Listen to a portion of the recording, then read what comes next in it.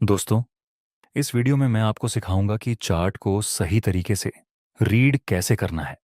इस वीडियो में मैं आपको मेरा तरीका ही बताऊंगा कि मैं कैसे चार्ट को रीड करता हूं और कैसे हाई एक्यूरेसी के साथ में ट्रेड करता हूं। चलिए हम इसको एक एग्जाम्पल से समझते हैं।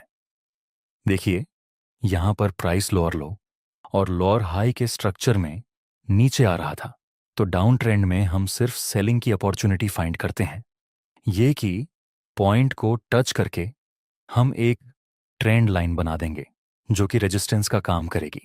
नेक्स्ट प्राइस ट्रेंड लाइन के पास आता है और एक शूटिंग स्टार की फॉर्मेशन बनाता है, और दूसरी कंफर्मेशन कैंडल गैप डाउन होकर नीचे क्लोज होती है। अगर हम इस जगह पर सेल में एंट्री करेंगे और इस सपोर्ट के पास अपना प्रॉफिट टारगेट रखेंगे और इस बेरिश कैंडल के हाई से ऊपर अपना स्टॉप लॉस रखेंगे, अगर हम ऐसा करते हैं तो हमारा प्रॉफिट टारगेट कंप्लीट हो जाए तब भी हमें 1 से 1 का रिस्क रिवॉर्ड रेशियो नहीं मिल सकता। प्रोबेबिलिटी है कि यहां से प्राइस नीचे गिरे, लेकिन हमारा रिस्क रिवॉर्ड रेशियो बिगड़ जाएगा। अगर हमने यहां पर सेल में एंट्री की तो इसलिए हम इस ट्रेड को अवॉइड कर देंगे।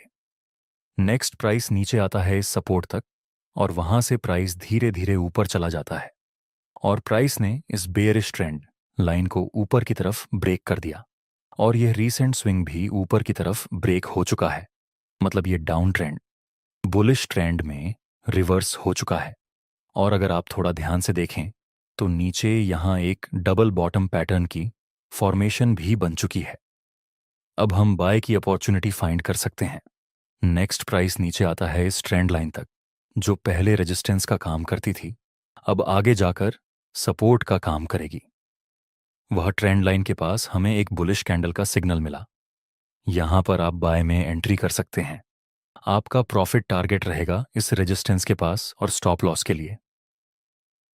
हम नॉर्मली इस कैंडल के लो के नीचे अपना स्टॉप लॉस रखते हैं, लेकिन इस जगह पर हम यहां पर अपना स्टॉप लॉस नहीं रख सकते।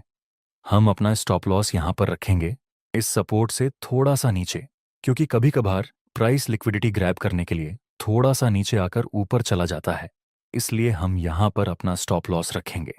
अगर हम यहां भी अपना स्टॉप लॉस रखें नीचे, तब भी हमें 1 से 2 का रिस्क रिवॉर्ड रेशियो मिल जाता है।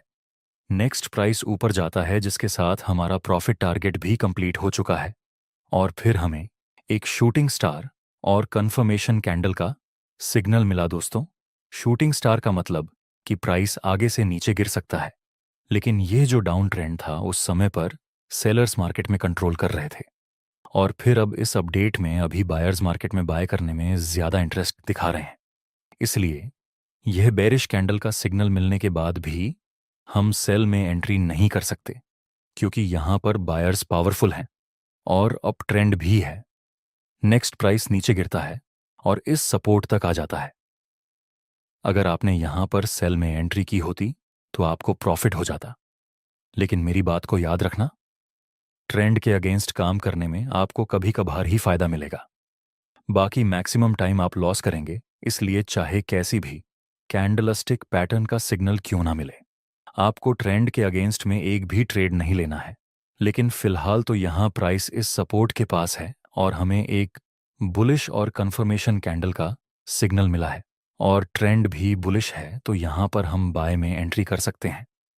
हम इस रेजिस्टेंस के पास अपना प्रॉफिट टारगेट रख देंगे और स्टॉप लॉस रखेंगे इस सपोर्ट से थोड़ा सा नीचे, सपोर्ट के नीचे रखने का मेरा मतलब कि हमें बहुत टाइट स्टॉप लॉस नहीं रखना है, हमें थोड़ा सा स्पेस रखना है। नेक्स्ट प्राइस ऊपर जाता है और यहां भी हमारा प्रॉफिट टारगेट कंप्लीट हो चुका है, लेकिन उससे पहले आप यहां पर देखिए, ये छोटी सी रेड कैंडल से प्राइस नीचे गिरा था। अगर इस समय हमने यहां पर टाइट स्टॉप लॉस रखा होता तो हमारा स्टॉप लॉस हिट हो जाता और बड़ा मूव नहीं मिलता। इसलिए याद रखना, स्टॉप लॉस रखते समय बहुत ज्यादा टाइट स्टॉप लॉस नहीं रखना है, आपको हल्का सा स्पेस रखना है। अब हम यहां पर ये 2 पॉइंट को कनेक्ट करके एक बुलिश ट्रेंड लाइन ड्रॉ कर देंगे जो कि सपोर्ट का काम करेगी, और इस ट्रेड में आपको रिस्क रिवॉर्ड रेशियो शायद 1 से 3 का मिल सकता था। नेक्स्ट प्राइस फिर से थोड़ा सा नीचे गिरता है और इस ट्रेंड लाइन के पास आकर हमें फिर से बुलिश और कंफर्मेशन कैंडल का सिग्नल मिला। यहां पर आप फिर से बाय में एंट्री कर सकते हैं जहां आपका स्टॉप लॉस रहेगा इस बुलिश कैंडल के लो से हल्का सा नीचे, और प्रॉफिट टारगेट के लिए आप इस रेजिस्टेंस का यूज कर सकते हैं।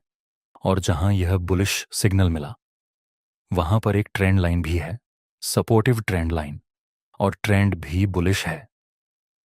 नेक्स्ट हम देखें तो हमारा प्रॉफिट टारगेट यहां पर कंप्लीट हो चुका है। नेक्स्ट प्राइस नीचे आता है। अभी ये रेजिस्टेंस आगे सपोर्ट का काम करेगा। वहीं पर हमें एक बार फिर से बुलिश कैंडल का सिग्नल तो मिला, लेकिन ये जो कंफर्मेशन कैंडल बनी इस बुलिश कैंडल के हाई के ऊपर क्लोज नहीं हो पाई, इसलिए यहां पर हम बाय में एंट्री नहीं कर सकते। अगर ये कंफर्मेशन कैंडल इसके हाई के ऊपर क्लोज हो जाती तो हम डेफिनेटली बाय में एंट्री कर सकते थे, लेकिन ऐसा नहीं हुआ, इसलिए यहां पर बाय में ट्रेड करना सही नहीं रहेगा। नेक्स्ट प्राइस ऊपर जाता है इस रेजिस्टेंस तक। वैसे हमने यहां 3 ट्रेड लिए, तीनों में हमारा प्रॉफिट हुआ और अच्छा खासा रिस्क टू रिवॉर्ड रेशियो मिला था।